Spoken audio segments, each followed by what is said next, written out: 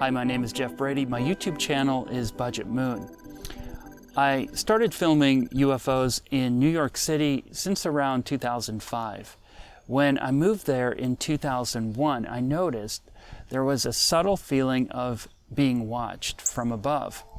It's odd and you can easily dismiss it, but sometimes during those moments, I'd witness a flash or a sparkle in the daytime sky, prompting me to look, and the object would often vanish or go behind a cloud. And I'm thinking, okay, these are UFOs. I'm actually seeing them. I lived not too far from a vacant field in an area called Hunters Point South, along the East River. In this field, you're standing on layers of history, at least dating back to the Lenape tribes in the 15th century. It was once a site of the Jack Frost sugar refinery in the early 1900s, and it was also the location of a concrete plant and then the Daily News printing press. But around this time, circa 2005, the land was partially excavated for another development. There was construction debris, piles of gravel and dirt. There were boulders of asphalt and concrete, remnants of demolished industrial buildings pulled out of the ground, tangled with rebar. In the summer, the empty lot would be blanketed with wildflowers and attract many types of birds and insects. There was also a stand of trees growing along the river's steep coastline. Most of the time, I had this untamed landscape to myself. It was not to last. I knew there was a finite window of opportunity here because this was prime waterfront real estate. Today, the vacant field is virtually unrecognizable. It's since been the site of massive luxury residential towers and a structured park area.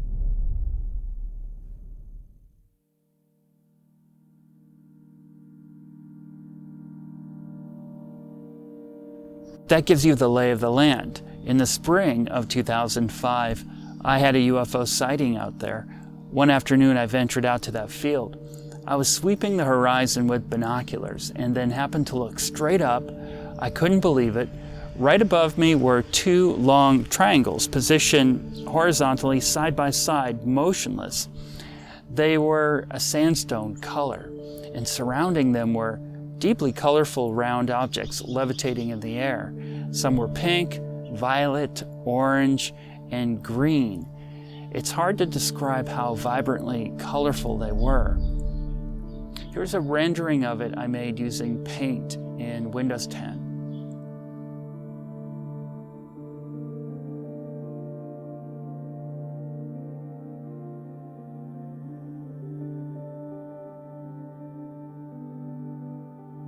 From that experience, I bought a Canon PowerShot G7 to catch more photographic evidence. The next notable event was about 2 years later, March 2007, same location.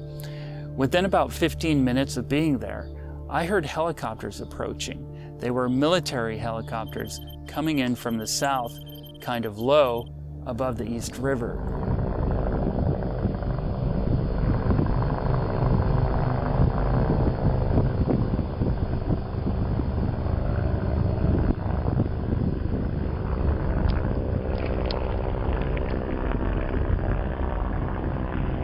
Instead of continuing on their course, they make a U-turn from right about where I was standing and head back due south.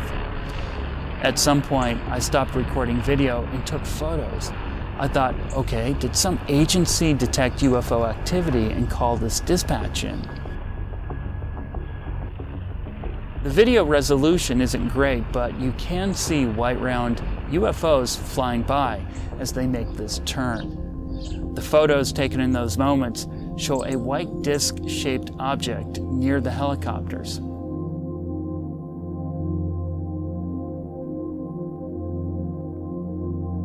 Given this level of activity, I dedicated time to gather as much visual evidence as possible. For the next 10 years, a wide variety of daytime UFOs were showing up, and they're not your typical flying saucer. They're mainly anomalous airborne shape-shifting entities that seem to communicate using mimicry, archetype shape, and color.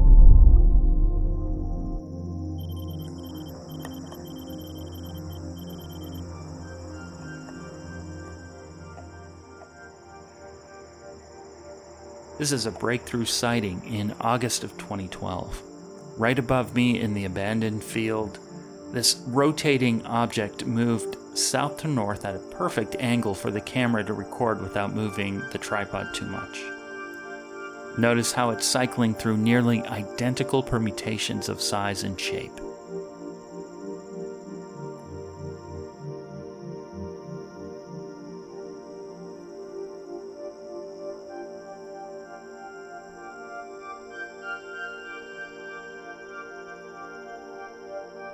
Could these objects be Etherians, a term referenced in the 19th century OASB Bible?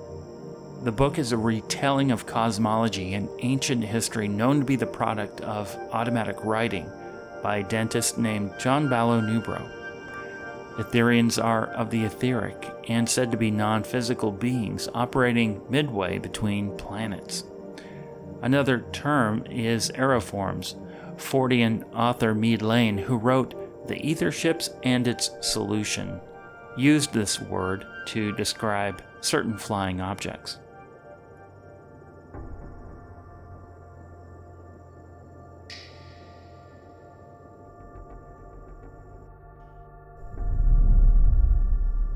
Here's one of those rare video opportunities.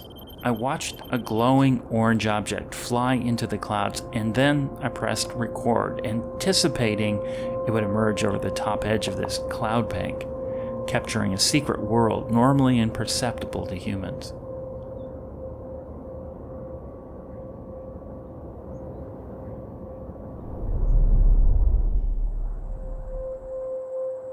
Some of these aerial forms take on unique shapes, not unlike those within the depths of the ocean. Notice what appears as the bottom half of an anchor at one end, and on the other, a series of spiked protuberances.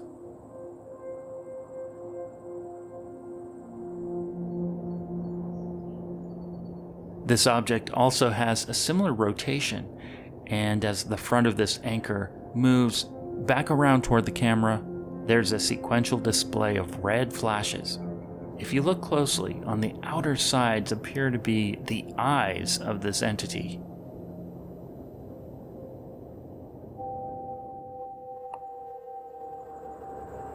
Here, a pearl-colored UFO moved at a slow, consistent pace, as if directed on a path. The clouds passing give the impression it's moving quickly, but it's not. There was plenty of time to zoom in with a steady hand.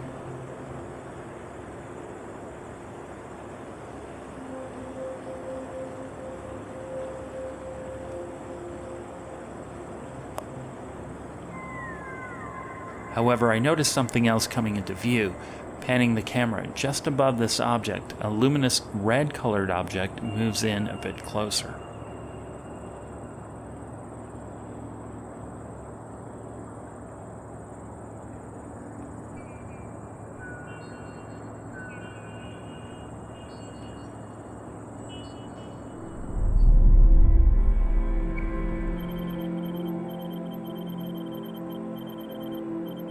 It's about to get dark out in the abandoned field, and this dimly lit object traverses the evening sky.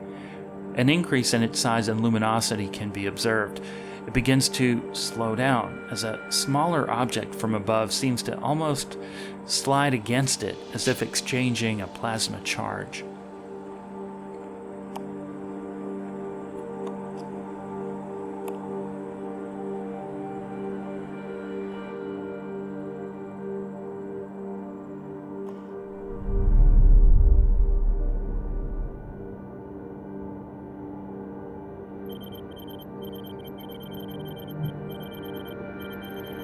Notice the tether or filament on this aerial form. It's perfectly straight, like a drinking straw.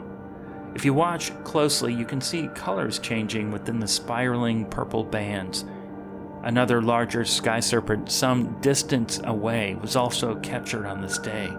This type of colorful UFO is often filmed in Mexico, but here it is over millions of people in New York City.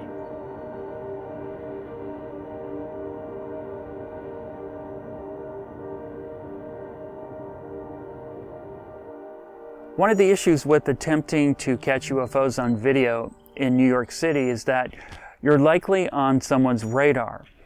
There was a steady surveillance through the years. Even drones would interfere. I've seen people spy on me out at the abandoned field from behind piles of dirt. Helicopters or small planes circling would try to disrupt the vibe right when UFOs start showing up, or at least that's what it seemed like. It's bizarre to even speculate how that level of interference can be accomplished.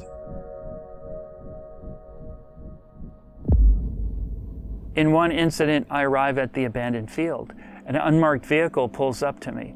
I'm standing on large rocks piled up along the East River. Two men get out of the driver and passenger sides of the car at the same time. They're wearing sunglasses, guns holstered on their waist. I'm standing there with my backpack and tripod, and I ask, "Can I help you guys?" They look at each other and then look at me, and without a word, they get into the car, back up, and pull away.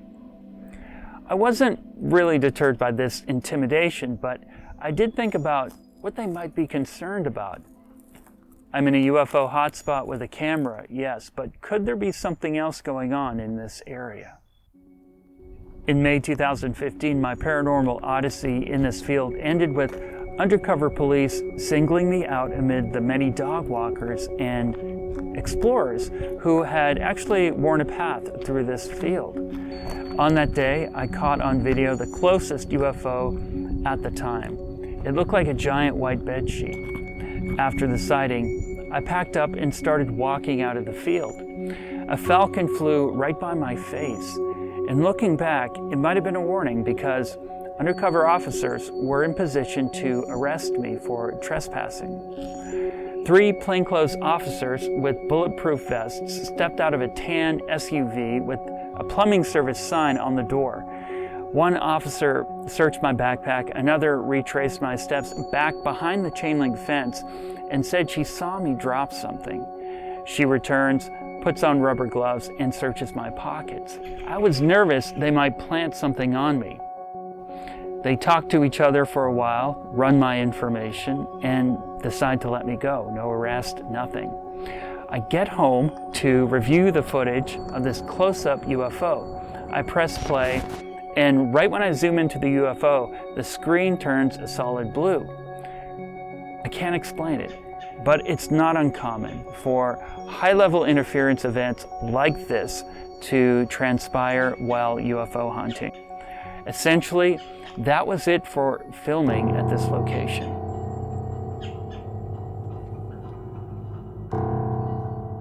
I then set up a camera from the kitchen window in my apartment. It was facing the same direction toward the abandoned field, essentially.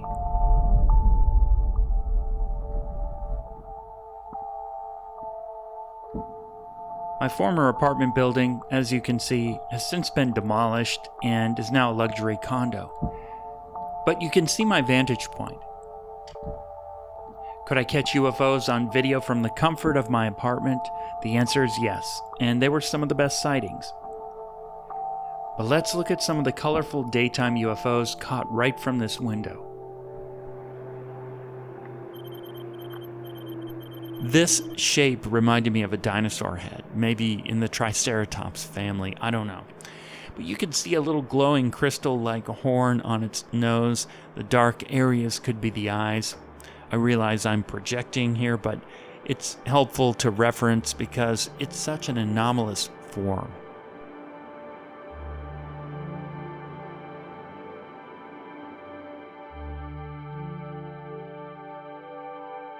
What I like about this sighting is we're seeing some good detail on design.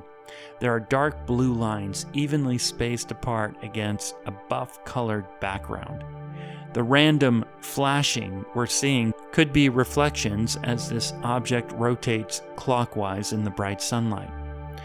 But I can't say for sure if they're reflections. Nonetheless, a beautiful, high-quality sighting here from the kitchen window.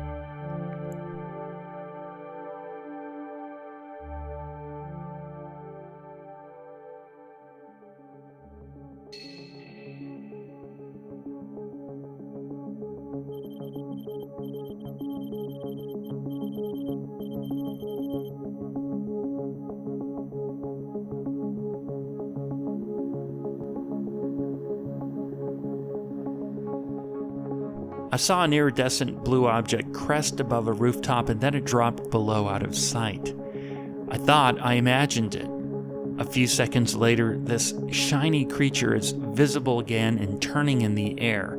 Its surface seems to be smooth until the sunlight begins to bounce off of it, and then the reflection appears highly textured.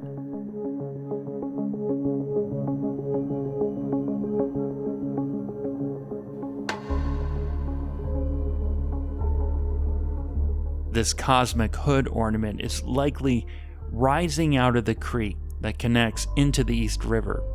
It really put on an impressive display as it moved over a dense residential urban landscape.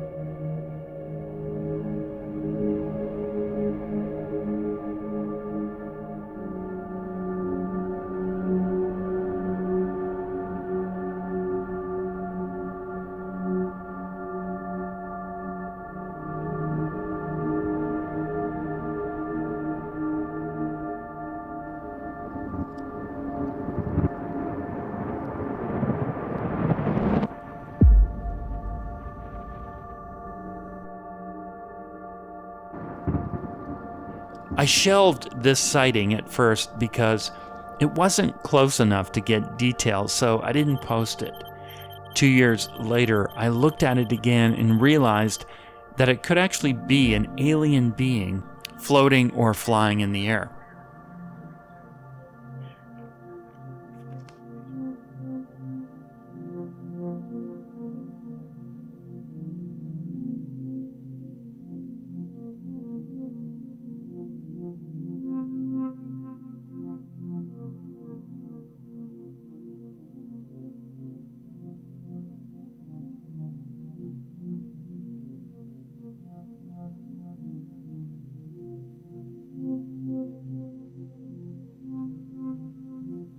It's unsettling, no doubt, but I went frame by frame, analyzing the footage through the distortion of distance and debris in the air.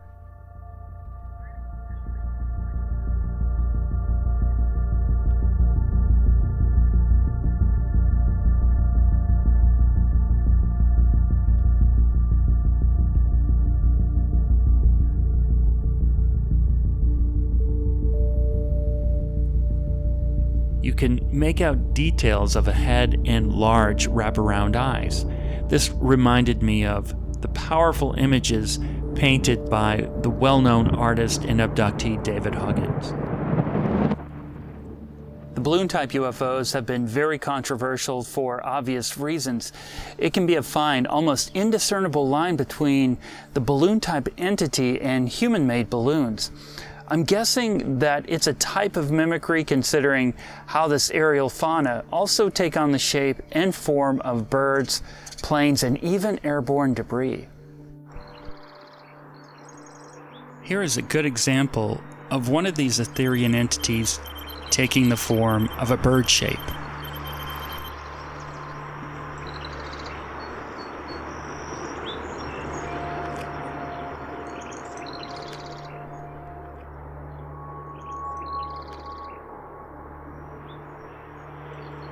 Notice how the sunlight can be seen through its opaque body.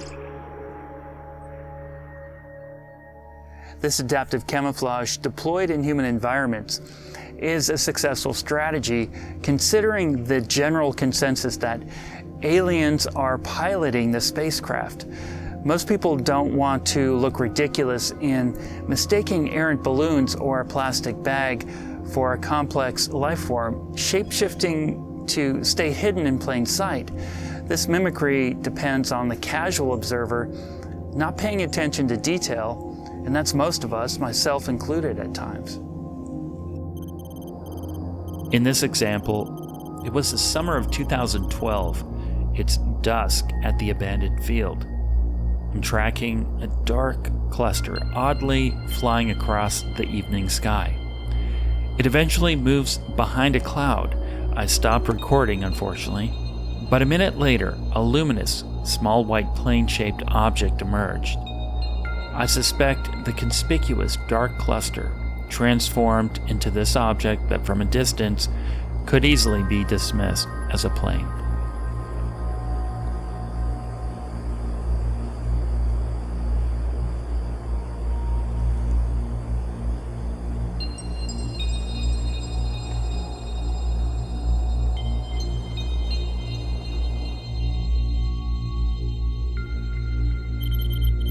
Looking carefully at this footage, shot with the Canon HV40 that records to DV tape, you can witness an evolution of shape occur.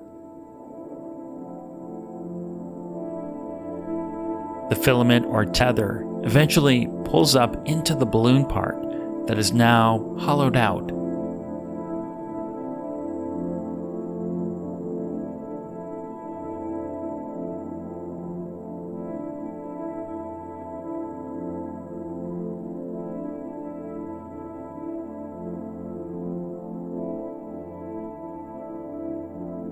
After snaking up into the sky, it starts to move horizontally in the appearance of a round silver sphere.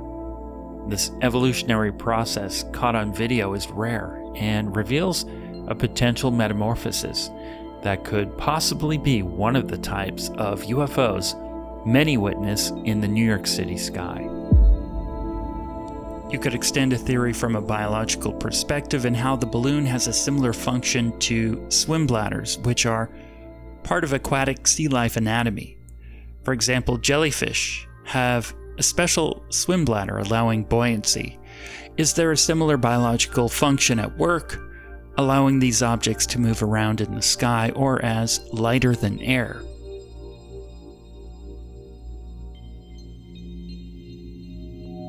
But things get more interesting and beyond biological theory. In December of 2008, I caught on video a fleet of nearly 300 objects flying in a formation, moving across the sky like a school of fish. This type of sighting has been documented in the Bronx and in Philadelphia, and here it is over the heads of millions in Queens and Brooklyn. There it is.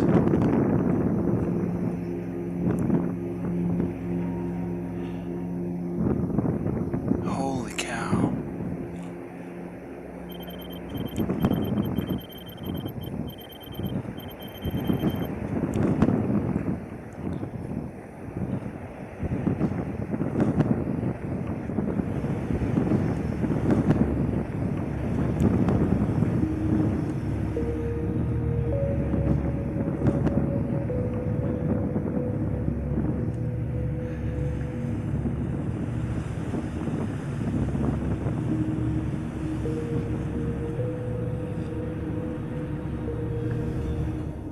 I've shown this video in many public presentations, and the reactions are profound, especially when there are fluid directional change.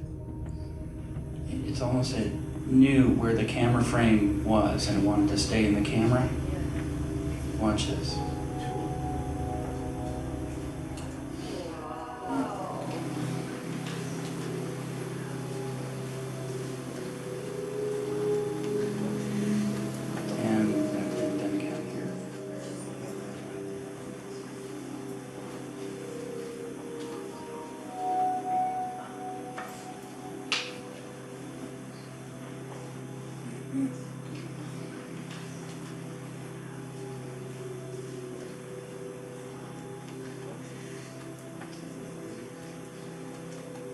Like that leading edge is just unbelievable. There are hundreds.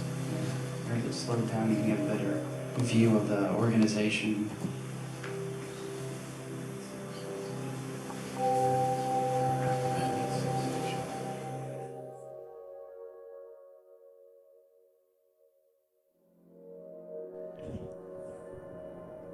However, weeks later, I noticed something else in the footage of this sighting. The questions often come up as to how these objects travel. Is it linear from point A to point B? Or do they use dimensional openings? Closer look at the footage caught prior to lifting the camera and zooming into the fleet has revealed something astounding. Notice there is movement from a seagull on the right, but then on the left you can make out a white round object. There is documentation of UFOs blinking out and vanishing, but here is one that seems to emerge from the fabric of reality. And looking closer, a dark trail can be detected. It follows the trajectory of something beginning to materialize into a white sphere, as it then arcs into the visible spectrum and quickly accelerates.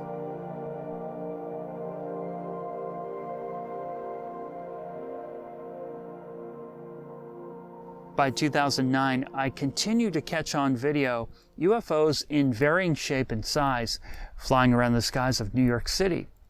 Later in the year, I had planned to stay at a cottage in Mystic, Connecticut with my girlfriend at the time. We drove up in the evening. It was raining. It had rained till dawn. That morning was windy and bright. There were deer along the property's tree line. I stepped outside and could see the deer silhouetted back in the trees. I glanced up at the clearing sky and watched two white objects move behind a cloud. And next to that cloud was a bigger object sitting perfectly still. You should see this.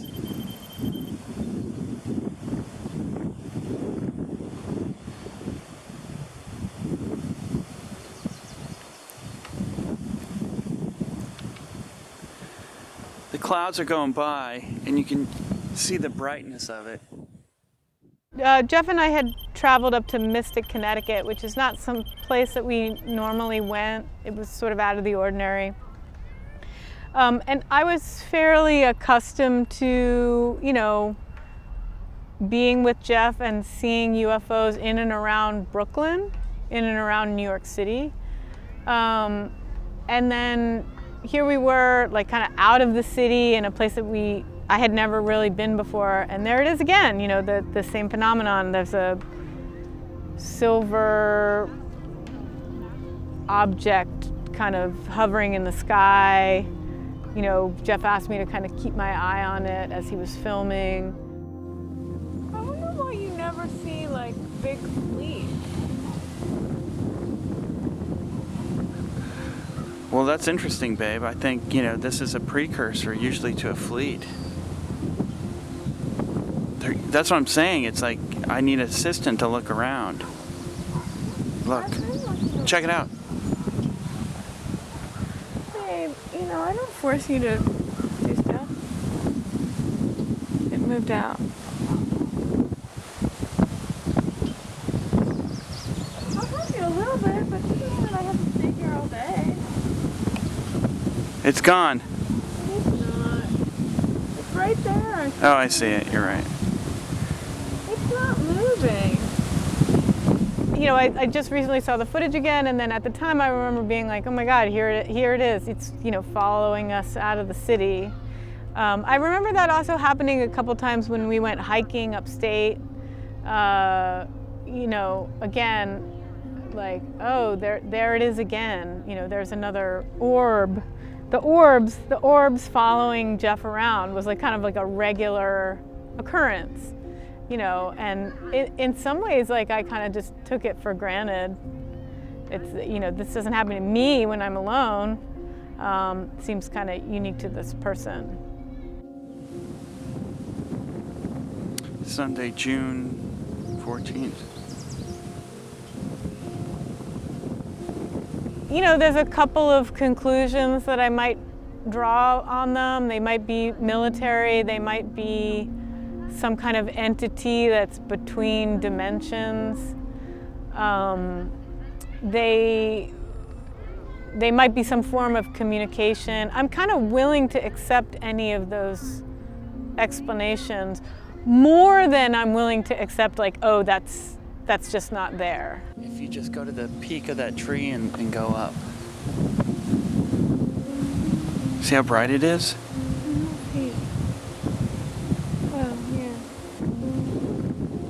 this is unusual, I had plenty of time to set up a tripod and camera. And while I was doing that, I remember thinking, wait a minute, am I being followed here, or is this area also a UFO hotspot? And they're more likely UFO hotspots because the waterways in and around the 5 boroughs are known to have a lot of UFO activity, including Long Island Sound, which is where we were near. It's easy to become agitated and paranoid when immersed in this topic.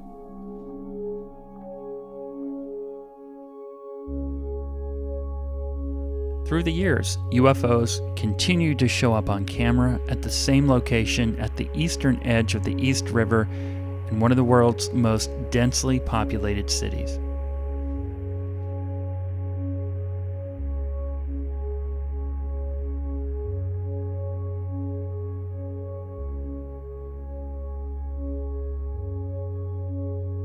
I took a look at a lot of things over a period of time, and I thought, wow, that's fascinating, but maybe that's just a balloon or an artifact or this or that. And then in all admission, I have to say that I know Budget Moon, and I know my friend who runs that station, and I see him as a highly credible person. And I see him as having reason to put something up or to point towards something. It may not be what I agree with, but I also put myself in his shoes to say, well, he would be able to see that it's obviously a balloon if it is, so why is he posting it? Doug Auld is a well-known musician and talented painter. We've had many Skywatch sessions on Hoboken rooftops. He's among a handful of serious Skywatchers investigating UFOs. I think his interest, Budget Moon's interest, from what I've seen him do in general, is similar but of a slight different wavelength of focus. I'm not so much interested in what I assume to be mimicry. It may be going right in front of me and I may miss it. I may write it off or something like that. And I think a certain person has to focus on something like that. A certain person has to say, hey, wait a minute, I see this kind of crazy thing and I'm going to keep my eye on it. Whereas I'm probably guilty of, as Grant Cameron would say, looking for more nuts and bolts in the sky and looking for things that are like, that fit the science fiction movies that I grew up watching. You often hear descriptions of objects appearing in the sky. What about something vanishing, such as an entire jet? It was in Hoboken here, towards the end of the town near the PATH train. And I was out on the island that they built, and I brought my camera with me because I'm a Skywatcher. I've been a Skywatcher for quite a while, and I'm always bringing my camera with me, even if I'm just relaxing. And I decided to watch the planes go by and just watch the sky. And I remember seeing a jet plane, a passenger jet, coming towards me. So coming from, I would say that would be north to south, flying north to south. And I remember watching it. I remember seeing the cloud, and I remember knowing that it's going to go behind the cloud, because I was trying to take some shots of it, and actually was trying to film it or take a couple of snapshots. And as it entered the cloud, I said, well, don't take any shots now. It's going behind the cloud. Wait till it comes out. And it never came out. Never came out. I thought, maybe it's me. I looked around. I'm like, where did the plane go? The cloud wasn't enormous. It wasn't like it was some huge, long cloud that like my timing could have been off. It just never came out of the cloud. And it should, based on the amount of time and the speed that it was moving, you could assume that, maybe if I counted to 8 at the most, it would have come out and I would have seen it go down south, but it never came out. So I've never been able to figure that out to this day.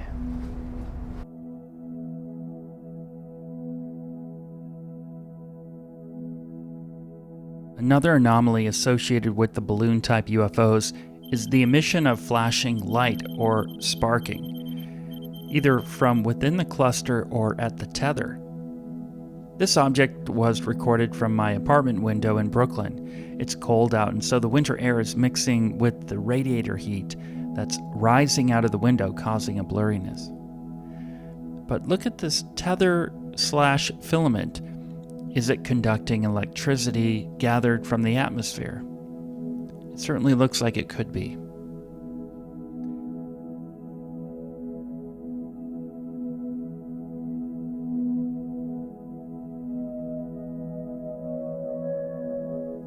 Dr. Nikola Tesla showed the world electricity can be extracted from the air as you increase altitude using wire or no wires.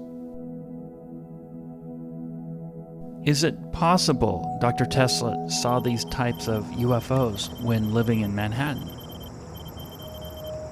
Here's another example very early on in the documentation, showing again sparking along the filament or tether of several balloon-type shapes that are bound together somehow.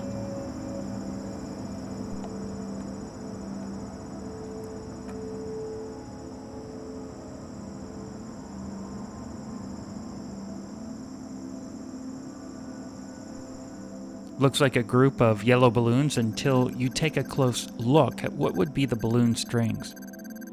Once again, anomalous activity is detected within the filaments that also perfectly match the shade of the yellow balloon shapes.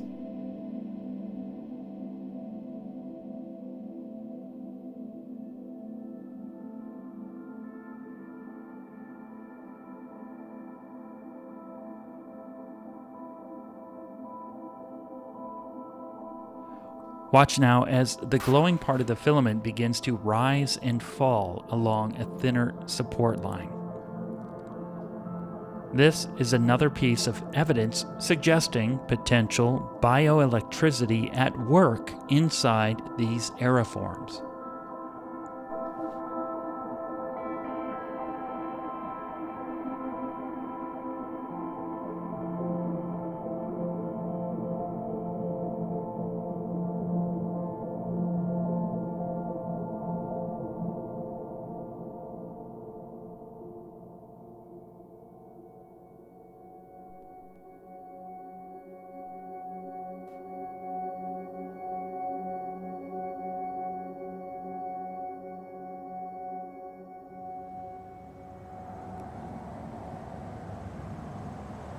When I arrived to the abandoned field one afternoon, this ghostly object was hanging in the sky, ready to be filmed.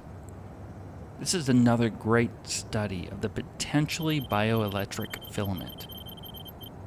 This is rotating counterclockwise, and some of those permutations almost appear to be faces. This is a very unique sighting. I haven't seen anything else like it.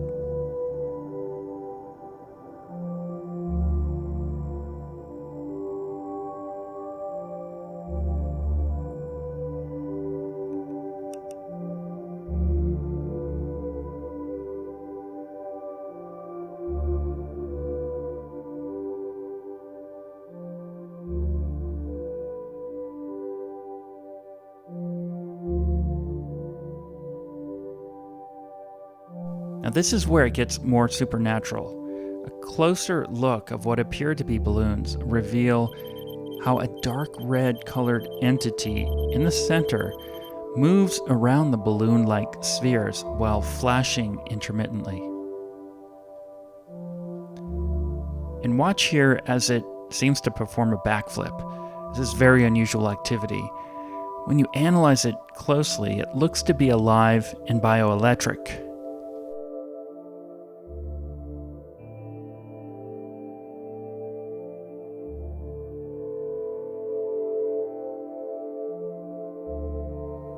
I'm wondering if these objects are native to the planet, yet relegated to unofficial denial, as is the case with many cryptids. Here's another example from the summer of 2013 of a much larger cluster, maybe the size of a school bus, and it's creating a substantial light show here. But notice how the individual spheres within seem to rhythmically expand and wither. There's so much internal movement, color, and nuance happening as it ascends into the atmosphere.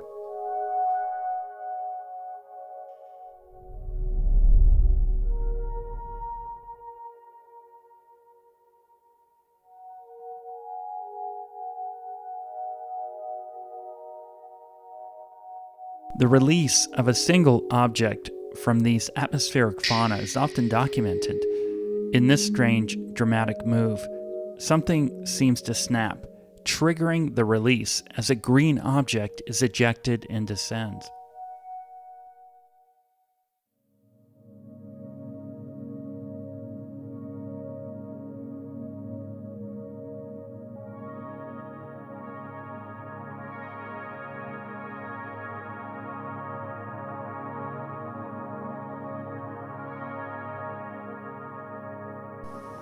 Here's another example captured from my kitchen window in Brooklyn, March of 2015. The sky is dark with a low ceiling, but you can still make out the many colors on this object. It also ejects something that slowly descends. Then it vanishes into the low clouds.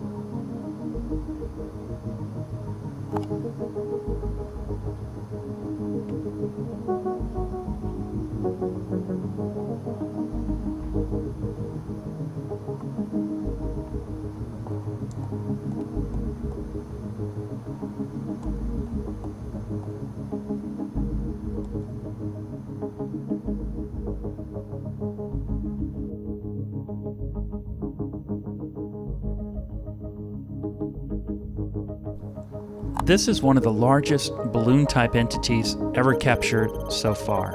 I spotted this massive aeroform from the kitchen window one afternoon. Notice the long paddle-shaped tendrils hanging. You'll also notice some ranging color from pearl to crimson and even a pale blue on top. Strangely, the bottom edges appear to bend downward from weight.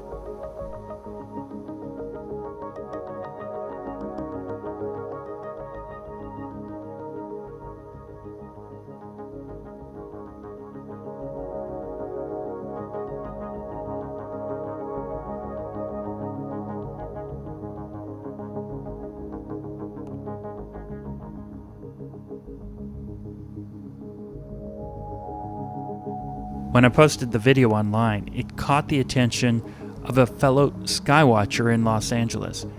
He made a short video analysis and also following up with balloon manufacturers to find out if this massive shape could be a product someone could order.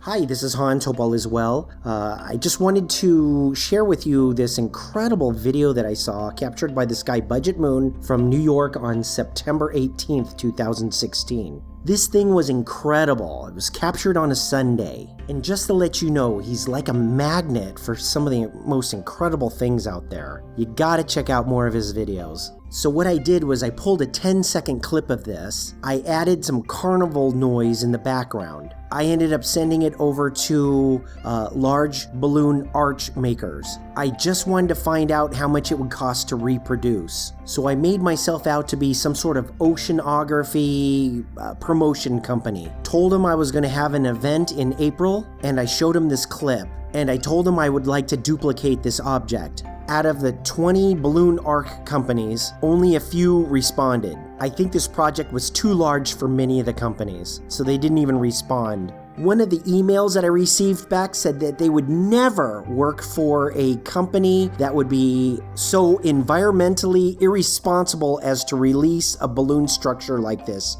I guess what we're seeing here is something that's environmentally irresponsible.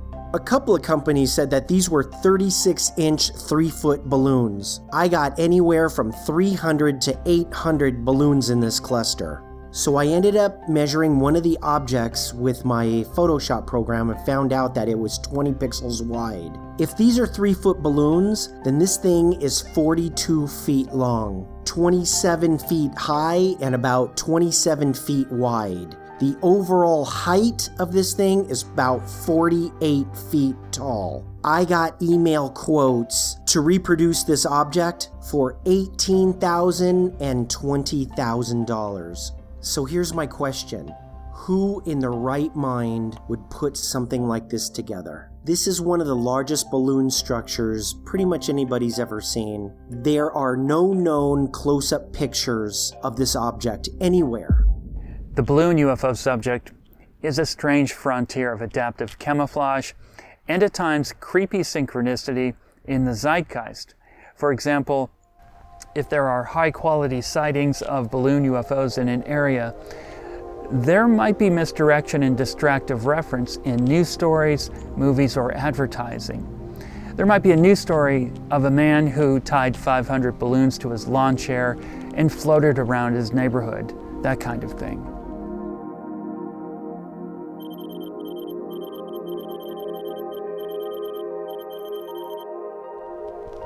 Is it possible these Etherian entities have chosen the common balloon form as adaptive camouflage? It would be consistent with what author John Keel wrote about in his book titled Operation Trojan Horse. He suggests how through the years, UFOs would often mimic the latest aerial technology to blend in to keep a plausibly deniable low profile. And I'm guessing balloons are no exception here.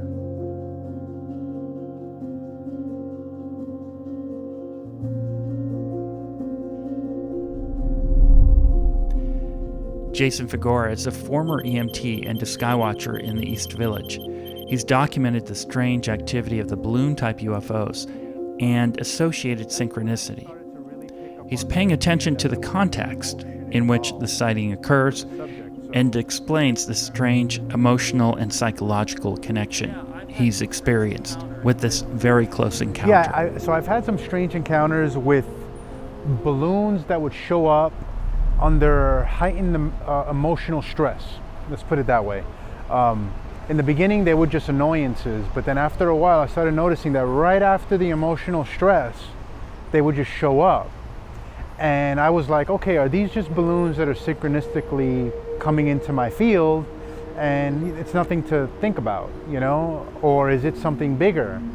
So, because a lot of times the balloons, they kind of appeared like a poltergeist. So there was a heightened emotional state that I would be in. It could be through psychedelics, it could be through breathing, and it could also be through stress, or sometimes a really good moment.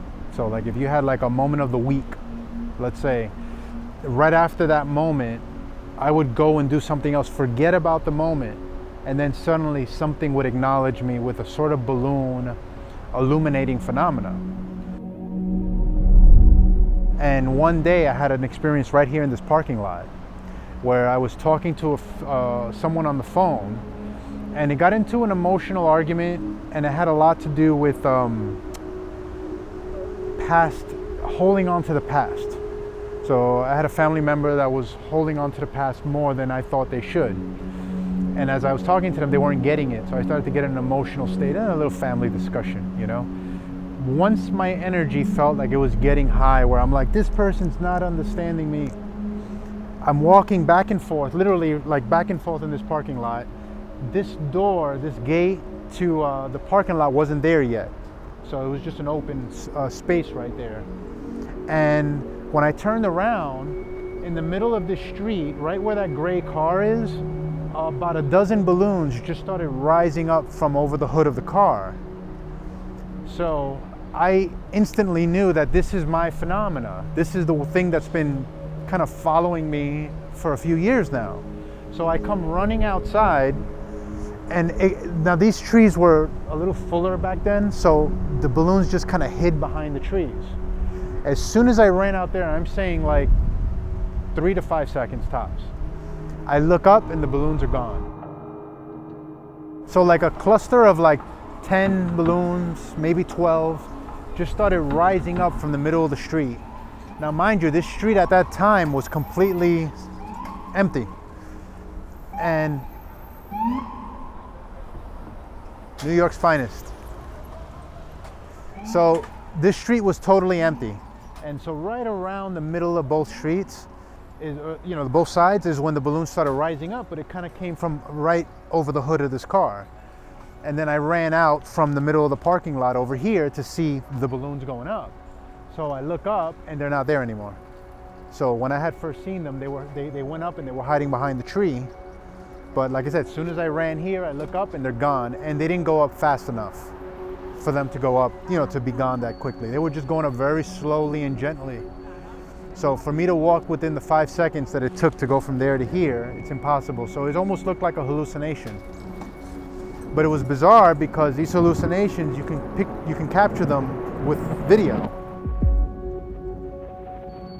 I had a sighting out my window. This sighting happened because I was writing a message on my phone and it had to do with the subject. So as soon as I finished the whole message and I hit send, a flash of light instantly shines from far away from out my window. And then it starts to just sit in the sky. But as soon as I pick up my camera, hit record, from the nervousness of trying to get it all done quickly, it starts to move really fast. So it starts to shoot like a UFO. But it's like a tumbling balloon. But it's tumbling in a weird way because it's kind of going like that, but it's moving in a straight line, but it's tumbling. Even the tether is not on the bottom. It's like all over the place. It's just spinning all over. And as it's rolling across the sky, I even on the video, I said to the person I was messaging, I said, I was just telling you this and this showed up. So then I go and I look at a video from Budget Moon, and it was the exact same UFO, identical as the one that was posted in 2016. And it was just shooting across the sky. He got a much closer shot at it than I did.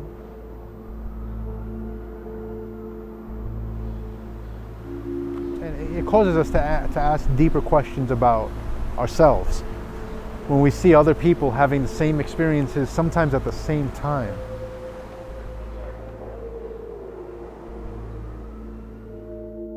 Here's an interesting quote by Mead Lane, author of The Flying Saucer and Its Solution. Quote, "The aeroforms are thought constructs, mind constructs. As such, they are in effect the vehicle of the actual entity who creates them.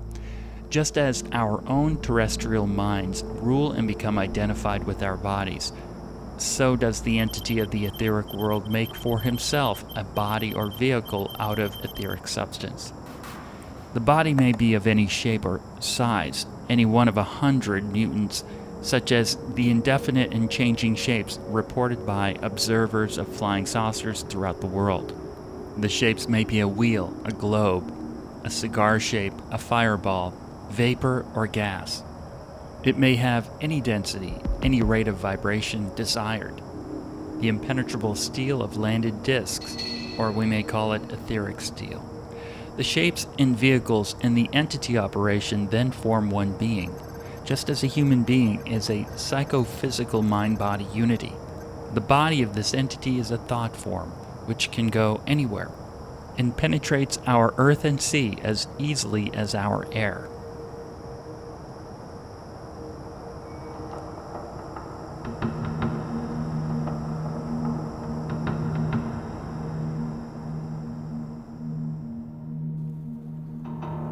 In November 2015, I had purchased the Canon HF-G30 video camera and was testing it out at Roosevelt Island. I looked over and saw an object moving across the tops of skyscrapers. It looked like a massive black tarp, randomly caught in the wind.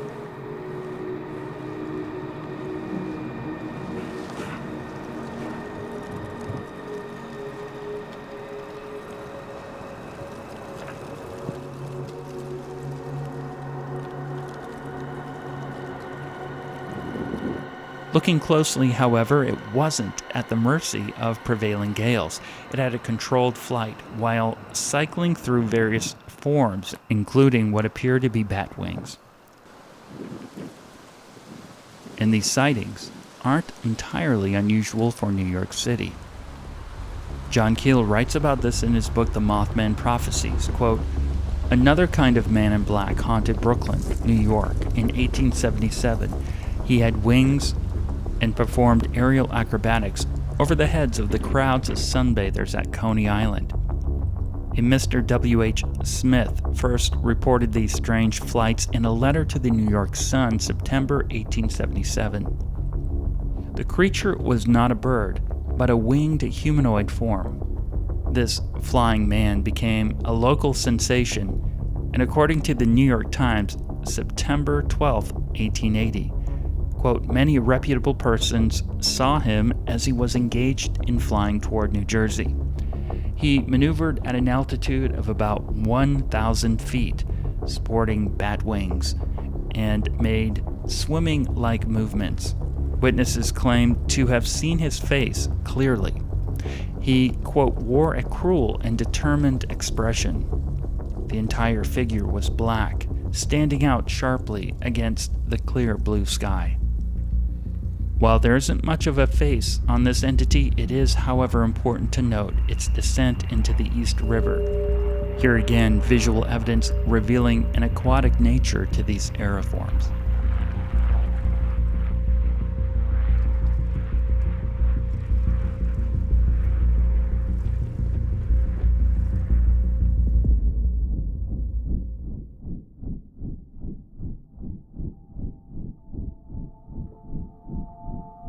My strategy was to consistently post the best sightings online, so I wouldn't get harassed by the agencies. They could simply go to the channel and see the videos. But that didn't seem to work out very well. I suppose it could have been worse if I didn't post anything. Either way, despite uploading high-quality supernatural footage, helicopters continually came in very low and circled the building. Here, I'm tracking a glowing white object from my kitchen window. I've no idea this NYPD helicopter is in the area until it rises up from the church next door without a sound. It's some of the creepiest surveillance I've seen. Usually the helicopters continue to circle the building or hover right above the building. From the air, it's a sea of apartment buildings and windows down below. The windows would essentially be blacked out during the day, especially seen from the air. Yet when I zoom into them, you get to see right into their windows, and the occupants seem to be looking down at my building. I suspect this has been to intimidate and to indirectly get me to stop UFO hunting from the kitchen window.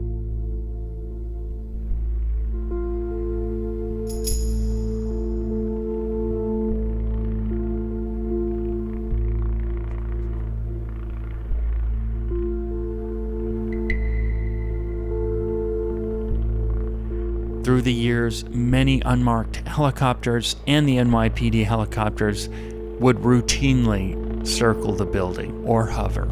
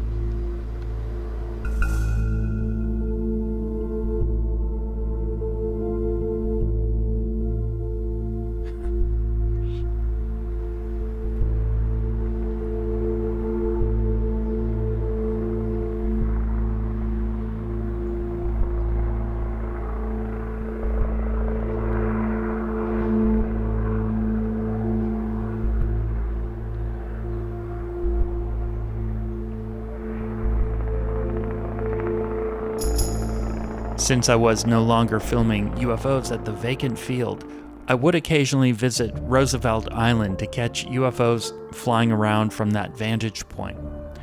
On one cold afternoon, this person followed me into the gated park area on the island, and as you can see, the park is empty, and I detour off the wide paved walkway and step up on a stone wall and walk up this hill. He still follows, and so I turn the camera on him, and as you can see, he suddenly and awkwardly pretends to be looking at his phone. These stalkers seem to want you to know what they're doing.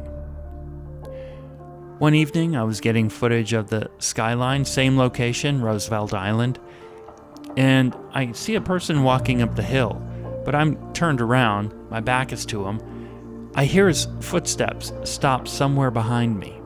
There's no one else around, plenty of room, hundreds of feet around me. I turn around to catch him pulling back quickly, as if he had held something up over my head. Then he turns around here and walks down the hill. Unfortunately, interference and harassment began to infiltrate into my circle of friends and even my workplace. There were some questionable characters that were really interested in what we were seeing, what was in the sky, and who we were and why we were looking at these things. Also at the same time, there's just as many people out of the blue that would spend their time daily, weekly, to tell us that these things were just balloons. They were weather balloons. These things were just normal. Even the movements, even, these things that would stop and hover and change shape and then disappear. Mike Williams is a musician and worked at the secondhand store down the street from me. He witnessed plenty of UFO activity in the area. We both watched as mutual friends and co-workers began to act very strangely in response to this topic. I won't name any specific names, but there were definitely people who would clone and copy what Jeff would say and how Jeff would think, and maybe they were just fascinated by what was going on and how this energy of UFOs and other things were flying around, and maybe they just wanted to be part of it.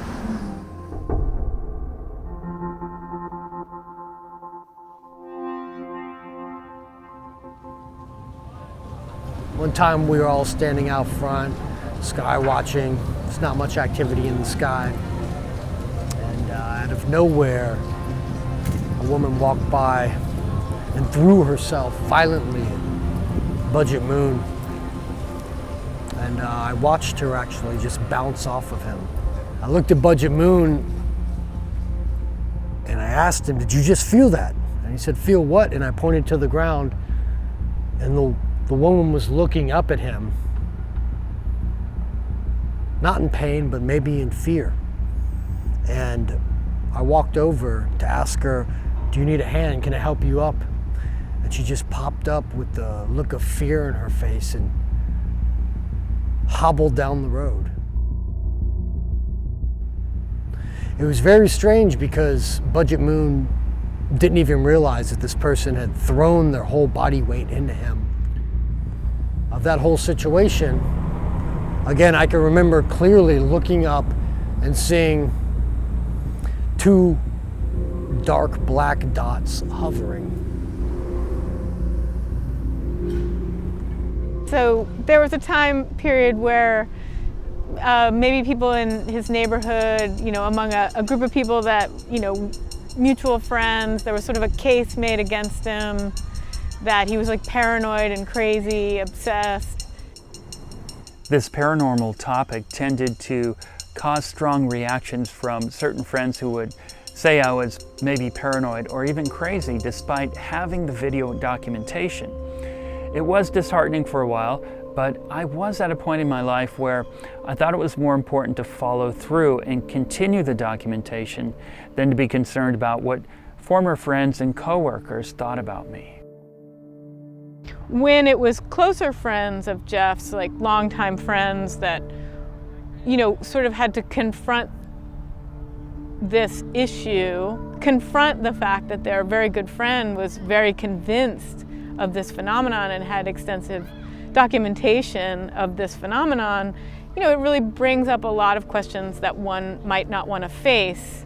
Like, what is it? Is it actually extraterrestrials? Is it the military? Am I being spied on? It kind of throws into question your entire worldview. So not everyone is just prepared to, think about that in a casual way. And then if you're a close friend of Jeff, you have to kind of resolve that for yourself. Like, okay, I have this friend who has extensive footage of UFOs. Like, what do I think about that?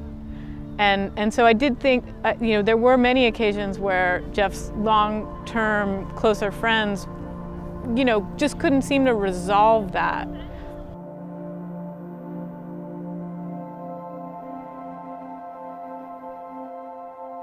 If you haven't experienced it for yourself, it's a difficult thing to believe, because I think it forces this question of, okay, well, what is it?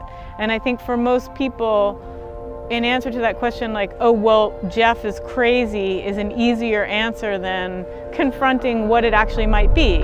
I eventually moved to New Jersey for a few years and found another location in a public park where UFOs were showing up on camera. However, the interference continued at this remote spot, such as small planes circling and random people standing nearby while pretending to look at their phones. I consider this part of New Jersey to be the New York City area because it's less than a mile from the Hudson River. Here are some UFOs captured from that time. Take a look.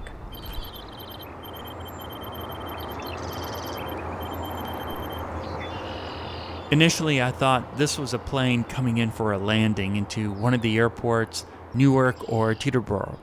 Not so. It appears to be some type of unconventional flying aircraft.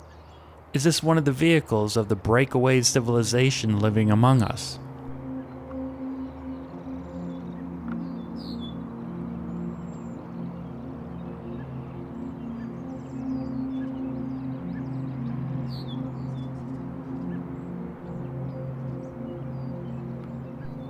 This vehicle is out in the open near two major airports, making no attempt to conceal itself as it coasts down to the ground in a fiery glow.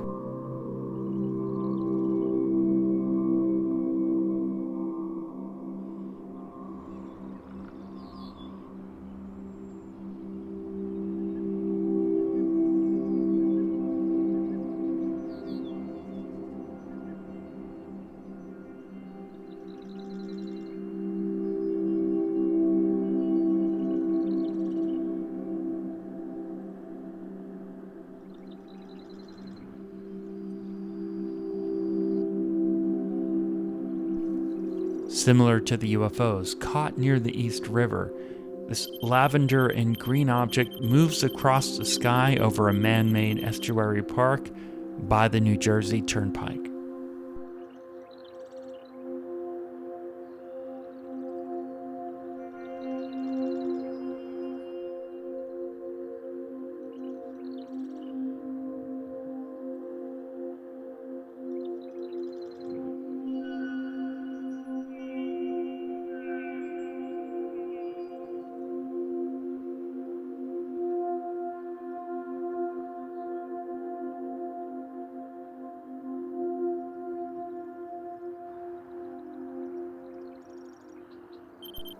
Another high-quality sighting over the park. Mosquitoes and biting flies are bad. I remember this day. Notice certain areas appear to be electrically charged up, while the base structure is subdued like a biofield of plasma.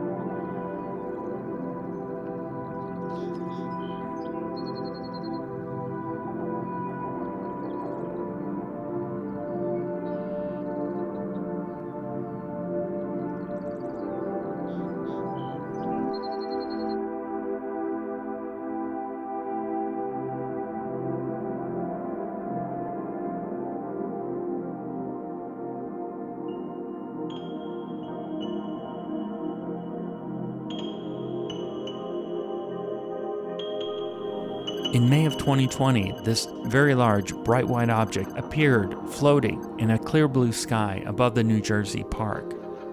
It's an amazing sighting, but the footage is very shaky. The bolt holding the tripod mount came loose right as I zoomed in, and so I ended up clutching the camera with my hands, trying to keep it pointed at this moving object.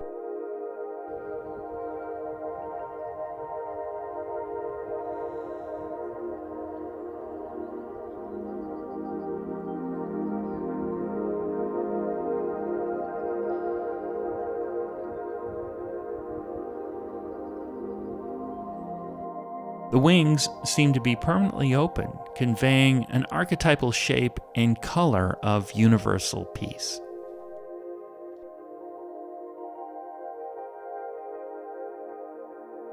We can speculate based on petroglyphs that ancient observers saw these same UFOs, except when they scanned the sky, they did so without modern-day impediments and projection. There might have been communication of foundational archetype imagery, and maybe a lot more that helped shape their civilization. Nearly all of these UFOs captured seem to be a type of aeriform, Etherian, or atmospheric fauna. Strangely, detailed information related to these types of UFOs is generally suppressed and subject to unusually heavy professional disinformation. I suspect this might be related to how it's possible for human consciousness to easily communicate with this realm. I'm Jeff Brady. Thanks for watching New York Skywatch, a decade of UFOs.